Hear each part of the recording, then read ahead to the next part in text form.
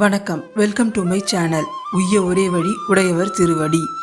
தினமொரு பாசுரம் என்ற தலைப்பில் நம்ம திருப்பாவையின் பாசுரங்களை அனுபவிச்சுக்கிட்டு வரோம். இன்னைக்கு நம்ம பார்க்க போகிறது திருப்பாவையின் 17ஆம் பாசுரம்.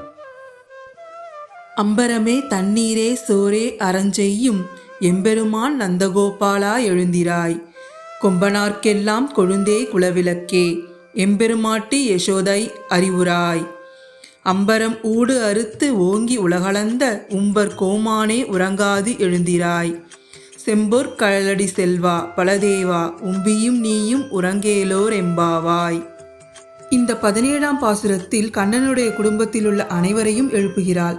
அவள் எப்படி எழுப்புகிறாள்? ஒவ்வொருவருக்கும் ஒவ்வொரு வகையான அடைமொழி சொல்லி ஒவ்வொருவரின் புகழை சொல்லி எழுப்புகிறாள். முதல்ல அந்த குடும்பத் தலைவனான நந்தகோபாலனை எழுப்புகிறாள். முதல் 2 வரிகள் என்ன என்பதை பார்ப்போம். அம்பரமே தண்ணீரே சோரே அறஞ்செய்யும் எம்பெருமான் நந்தகோபாலா எழுந்திராய். இந்த உலகத்தில் இல்லை என்று இறந்து கேட்பாருக்கு உணவு, தண்ணீர், உடைகள் இவை எல்லாவற்றையும் போதும் போதும் என்ற அளவிற்கு தானம் செய்யக்கூடிய எம்பெருமானாகிய நந்தகோபாலா எழுந்திராய் அப்படின்னு சொல்றாரு. தர்மம் செய்யணுமேனு செய்பவர் அல்லர் என்பதை பதிவு செய்கிறாள். அப்படி உயர்ந்த குணம் படைத்த நந்தகோபாலரே எழுந்து வாருங்கள் என்று கூப்பிடுகிறாள். இப்போ தலைவனை எழுப்பியாச்சு, தலைவியை எழுப்பணுமில்ல, எப்படி எழுப்புறாருன்னு பாருங்க. கொம்பனார்க்கெல்லாம் கொழுந்தே குலவிளக்கே எம்பெருமாட்டி யசோதாய் அறிவுராய். இங்கு இருக்கக்கூடிய அனைவருக்கும் தனிப்பெரும் தலைவியாய் விளங்கக்கூடிய எம்பெருமாட்டி யசோதாய். அந்த எம்பெருமாட்டி யசோதாய் எப்படின்னு சொல்றாரு பாருங்க. நல்ல அழகு படைத்தவள், கொடி போன்ற இடை படைத்தவள், அருமையான கண் படைத்தவள் என்றும் எங்கள் குலத்திற்கு விளக்காய் விளங்கக்கூடிய தேவியே யசோதாய் இனீரும் எழுந்து வாரும் அப்படின்னு அழைக்கிறார். அடுத்து கண்ணனை எப்படி அழைக்கின்றார் பாருங்க. அம்பரம் ஊடறுத்து ஓங்கி உலகளந்த உம்பர் கோமானே உறங்காது எழுந்திராய். விண்ணை கிழித்து கொண்டு பெருமாள் எடுத்த வாமன அவதாரத்தை மீண்டும் இங்கு நினைவுபடுத்துகின்றார். 3 இடங்களில் வாமன அவதாரத்தின் பெருமையை கூறியுள்ளார்.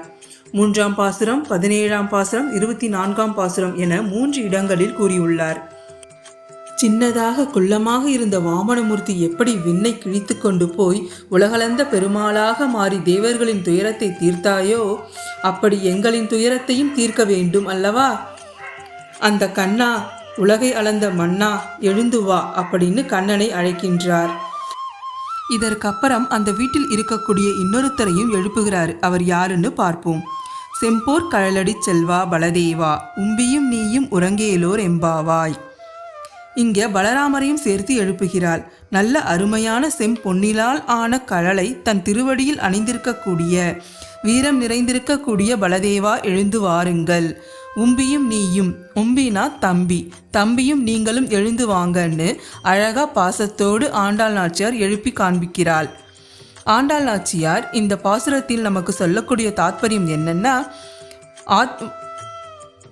மீண்டும் வாமன அவதாரத்தை நினைவு கூர்ந்து ஆணவம் என்பது அறவே இருக்கக்கூடாது.